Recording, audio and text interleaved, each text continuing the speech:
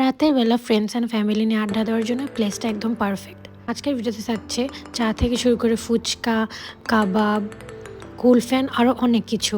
So সেদিন আমরা গিয়েছিলাম গুলশান 2 স্ট্রিট ফুড ট্রাই করার জন্য।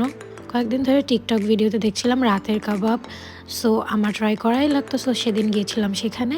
সো ফার্স্টে আমরা ট্রাই করেছি ফুচকা, যেটা ছিল 80 টাকা, কিন্তু টেস্ট রিয়েলি গুড। তারপর খেয়েছিলাম চা, যেটা 30 টাকা। এছাড়া সেখানে ছিল হালিম, পেঁয়াজি, বেগুনি, সেটা ছিল কর্ন, যেটা উইন্টার নাইটের জন্য পারফেক্ট।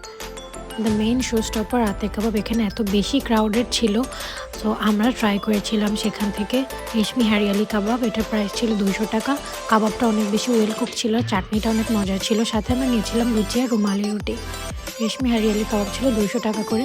পাশের কার্টগুলোতেই ছিল লাইভ পিৎজা, চিতই পিঠা, ভাপা পিঠার একটা শপ। লাস্টে আমরা আমাদের ফুড জার্নিটা আজকে শেষ করি কুলফি দিয়ে। আমরা